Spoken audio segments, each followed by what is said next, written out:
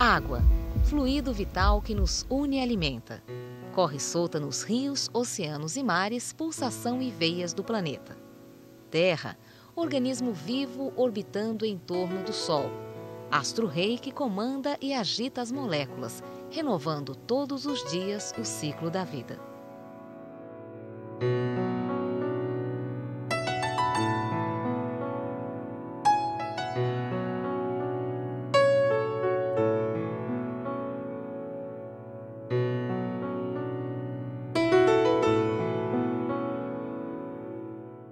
Olhando do espaço, a visão que temos do nosso planeta é de uma imensa esfera azul com pequenas manchas de terra. Essa massa líquida de um mineral chamado água cobre 3/4 da superfície do globo, formando rios, lagos, oceanos, geleiras, reservatórios subterrâneos e ainda pode ser encontrada solta na atmosfera em forma de vapor ou na composição corporal de todos os organismos vivos. O imenso volume de água que cobre nosso planeta nos dá a impressão de um recurso inesgotável. Embora exista muita água na Terra, 97% é salgada, formando mares e oceanos. 2% está congelada nas regiões polares e apenas 1% é água doce, sendo que somente 0,003% está disponível para o consumo humano. Toda a água do planeta se mantém em constante movimento, passando de um estado físico a outro. Por ação do calor do Sol, as águas dos rios, lagos e oceanos evapora e eleva-se para a atmosfera, formando as nuvens.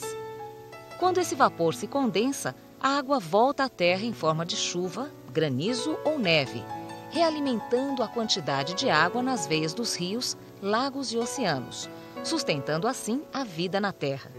Esse fenômeno é o que chamamos de ciclo da água.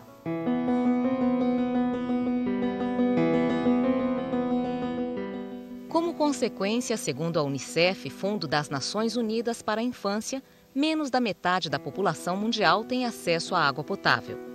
A irrigação consome cerca de 73% do consumo de água. 21% vai para a indústria e apenas 6% destina-se ao consumo doméstico. Aproximadamente 35% da população mundial não tem acesso à água tratada. 43% não contam com serviços adequados de saneamento básico. Diante desses dados, temos a triste constatação de que 10 milhões de pessoas morrem anualmente em decorrência de doenças transmitidas pela água. Quando a gente fala em água, a gente associa a purificação, a frescor, a saúde. A água é sinônimo de vida e saúde. Porém, sem saneamento, sem tratamento de esgoto, sem tratamento de efluentes industriais, a água passa a ser, na verdade, um grande vetor de doenças. A gente sabe que mais de 70% das pessoas, dos índices dos leitos hospitalares hoje no Brasil, são decorrentes de falta de saneamento. São doenças de veiculação hídrica, são doenças que vitimam pessoas no país todo, principalmente crianças, em lugares como a região do Vale do Ribeira, como o interior do estado, onde a gente olha para as águas e tem uma ideia falsa de que aquelas águas são limpas. Apenas 10 países possuem juntos mais de 60% de toda a água doce disponível na Terra. O Brasil é um desses países privilegiados. Possui sozinho 12% de toda a água doce do mundo. Uma grande parte desse percentual está na Bacia Amazônica, que é uma das mais importantes bacias hidrográficas do Brasil e do mundo, pois seu principal rio, o Amazonas, com 6.868 quilômetros de extensão e mais de 7.000 afluentes, é considerado o maior rio do planeta em vazão de água. O Brasil possui ainda outras grandes bacias hidrográficas, como a Bacia do Prata, que é formada pelos rios Paraná, Paraguai e Uruguai, a Bacia do São Francisco, que tem como principal rio o São Francisco, e a do Tocantins, que é um desmembramento da Bacia Amazônica. No estado de São Paulo, podemos destacar 3 bacias hidrográficas. A do Rio Tietê, que corta praticamente todo o território paulista de leste a oeste. A do Rio Grande, que divide nosso estado com Minas Gerais. E a Bacia do Ribeira de Iguape, que percorre os estados do Paraná e São Paulo. A bacia do Rio Ribeira de Iguape e complexo estuarino lagunar possuem uma área de 28.306 km², abrangendo 30 municípios, sendo 7 no Paraná e 23 em São Paulo.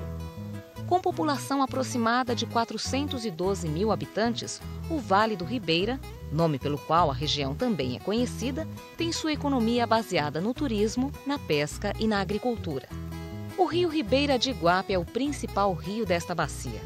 Formado pelos rios Grande e Açungui, que nascem no estado do Paraná, possui uma extensão total de aproximadamente 470 quilômetros. Sua foz, ou seu encontro com as águas do Oceano Atlântico, acontece no município de Iguape. O Vale do Ribeira encerra o fundamental das unidades de conservação estaduais. Temos parques, estações ecológicas, áreas de proteção ambiental, reservas, áreas, enfim, você tem um conjunto de áreas protegidas cujo eixo central é justamente o Rio Ribeira de Iguape. E o Rio Ribeira de Iguape é quem comanda a vida e comanda todo aquele mundo protegido. E ao longo dele você encontra comunidades tradicionais, populações ribeirinhas, caiçaras, quilombolas, pequenos agricultores, enfim, pessoas que estão de longa data na área e que são, em última instância, os reais responsáveis pela conservação. E o fato de nós chegarmos hoje a uma situação em que nós elegemos essas áreas, né, como áreas prioritárias à conservação. A Constituição de São Paulo de 1989 deu às águas um tratamento inovador. Em seu artigo 205, cria o Sistema Integrado de Gerenciamento de Recursos Hídricos, cujo objetivo é garantir e recuperar a quantidade e a qualidade das águas do nosso estado. Para democratizar a discussão e as ações referentes aos recursos hídricos, o estado foi dividido em 22 unidades de gerenciamento, cada qual com seu comitê de bacia, com o propósito de definir e elaborar obras, planos e projetos necessários para um aproveitamento racional das águas. No Vale do Ribeira, foi formado em 1996 o Comitê da Bacia Hidrográfica do Rio Ribeira de Iguape, Litoral Sul. O Comitê da Bacia é uma organização tripartite. Um terço dos seus membros são da sociedade civil organizada, um terço dos seus membros são do Estado, das secretarias de Estado com interesse na região e um terço com uma representação, ou representado pelos municípios na região, os prefeitos da região. É provavelmente uma das organizações mais democráticas que possamos imaginar. Os assuntos são discutidos abertamente por aqueles que têm interesses locais nesses assuntos. A região do Vale do Ribeira enfrenta a possibilidade da construção de um complexo de barragens no Rio Ribeira de Iguape. Dentre elas, podemos citar Tijuco Alto, que tem como objetivo gerar energia elétrica apenas para a iniciativa privada. Essas barragens, se construídas, afetarão diretamente várias comunidades remanescentes de quilombos, além de contribuir para a devastação dos últimos remanescentes de Mata Atlântica do Brasil. Ao falarmos da questão da barragem de Tijuco Alto, precisamos de falar de um outro problema que é gravíssimo e que é de atualidade, que é a questão da contaminação das águas do Rio Ribeira pelos resíduos de chumbo minerado na região de Ribeira, tanto no lado de São Paulo quanto no lado do Paraná, e os resíduos de industrialização desses produtos, desse produto altamente tóxico, que estão lá acumulando há cerca de 80 a 100 anos. O Rio Ribeira e o sistema lagunar estão atualmente ameaçados de contaminação por pesticidas organoclorados que são utilizados clandestinamente nas lavouras da região. Esta contaminação, além de causar graves problemas de saúde pública, pode estar afetando diretamente o ciclo biológico das espécies de peixes, moluscos e crustáceos utilizados como fonte de alimento pelas populações residentes na região. Em 22 de abril de 1500, 12 navios comandados pelo navegador português Pedro Álvares Cabral chegam a uma terra desconhecida, coberta de florestas que mais tarde receberia o nome de Brasil. Ao avistar a nossa terra, com grandes montes verdes vestidos por um arvoredo denso que avançava até quase o limite das águas claras do oceano, a esquadra de Cabral descobria também a Mata Atlântica. Nos anos que se seguiram, os colonizadores exploraram de forma predatória os recursos naturais da floresta.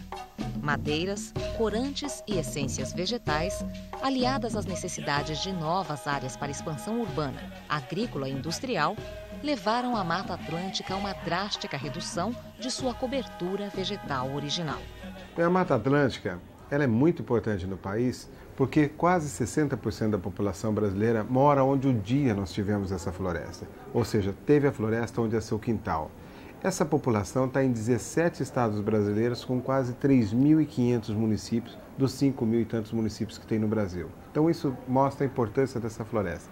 Primeiro, porque ela garante a água que essa população bebe, garante a fertilidade do solo, garante a condição climática, é um imenso refrigerador para essas cidades. Então tem muita coisa na nossa vida, diretamente. Mas tem mais importância ainda quando se trata também da biodiversidade que existe. Mesmo sendo uma floresta que hoje restam apenas 7%, porque nesses 500 anos ela foi quase toda destruída, 93%, como se a gente tivesse 10 dedos na mão e sobrasse meio dedo hoje. Então isso mostra que nós temos que ter muito cuidado com o que resta dessa floresta.